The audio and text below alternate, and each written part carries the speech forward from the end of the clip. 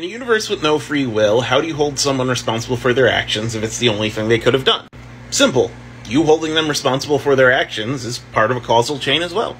That's the only thing you could have done.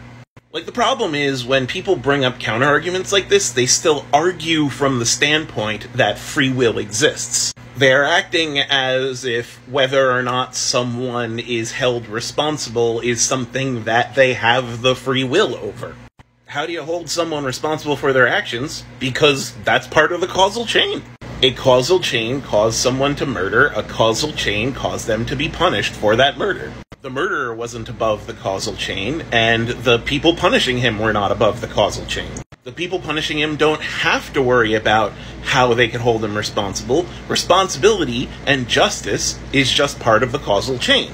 There's no need for you to change anything, because any change that happens is also part of the causal chain. If you understand determinism, it makes exactly zero difference in your life. And while I'm here, I actually want to address one other thing. For the people who say that on the quantum level things are probabilistic, first of all, I want to make something clear. Uncertainty and randomness are two different things. And while I'll go into another video about quantum fluctuations and what a particle actually looks like, quantum uncertainty does not ensure free will. Because there's two interpretations, right? There's the many worlds theory, which states that every quantum outcome has to exist on its own timeline, which means that every choice has to be made, which means no free will. Every possible thing that you could have done has to be happening somewhere, so there has to be a you that exists doing this choice as much as there is a you existing doing another choice. Or you have the Copenhagen interpretation, which states that quantum outcomes really are somehow random. Random isn't a choice. Random isn't free will. In the Copenhagen interpretation, we literally cannot influence the outcome of a quantum event.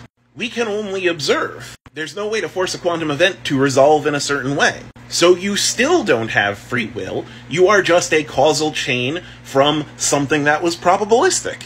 At no point are you making choices. At no point does your mental activity affect the quantum world.